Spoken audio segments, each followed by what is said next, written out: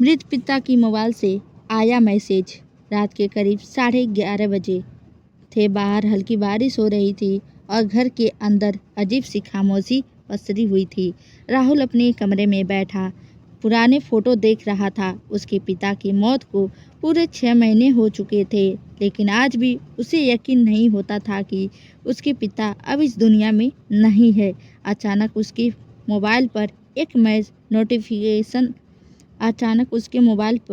एक नोटिफिकेशन आया। पापा। राहुल का दिल एक पल के लिए रुक गया। उसने कांपते हाथों से मोबाइल उठाया। स्क्रीन पर साफ लिखा था, बेटा, स्टोर रूम में रखी पुरानी अलमारी खोलना मत। राहुल की आंखें फटी रह गई। यह वही नंबर था जो उसके पिता इस्तेमाल कर रहे थे। उनकी मौत के बाद वह मोबाइल पुलिस ने परिवार को लौटा दिया था और तब से वह फ़ोन बंद पड़ा था। राहुल ने तुरंत नंबर पर कॉल लगाया। फ़ोन स्विच ऑफ था।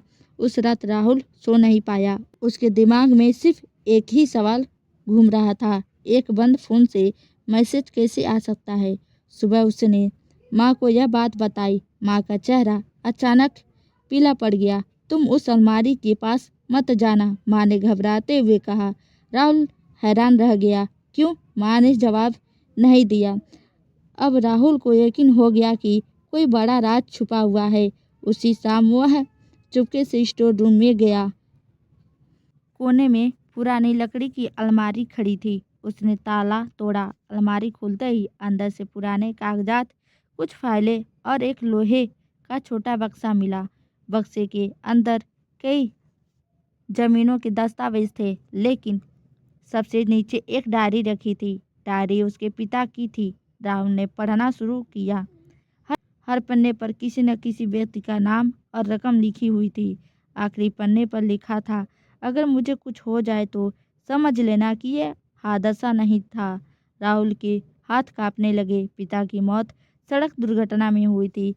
क्या वह हादसा नहीं, हत्या थी? तभी उसके मोबाइल पर फिर मैसेज आया, नंबर से डायरी पूरी पढ़ो, सच वही मिलेगा। राहुल के शरीर में सिहरन दौड़ गई। अब उसे डर से ज़्यादा सच्चाई जानने की बेचैनी थी। डायरी के अगले पन्नों पर पता चला कि उसके पिता की एक बड़े जमीन गरीब परिवारों की जमीन हड़प रहे थे। पिता उन सबूतों को पुलिस तक पहुंचाने वाले थे। हो गई उससे पहले ही उनकी मौत हो गई। डायरी में उन लोगों के नाम भी लिखे थे। राहुल ने सबूत लेकर पुराने जांच अधिकारी से संपर्क किया। अधिकारी ने दस्तावेज देखते ही कहा, अगर ये असली है तो केस दोबारा खुल सकता है। जांच शुरू हुई। कुछ महीनों बाद पुलिस ने कई लोगों को गिरफ्तार कर लिया। मामला पूरे इलाके में चर्चा का विषय बन गया, लेकिन राहुल के मन में अभी भी एक सवाल बाकी था, मैसेज किसने भेजे? जांच के दौरान तकनीकी टीम ने पता लगाया कि पिता ने अपनी मौत के पहले एक विशेष ऐप डाउनलोड किया था। उस ऐप में पहले से कई मैसेज शेड्यूल किए गए थे।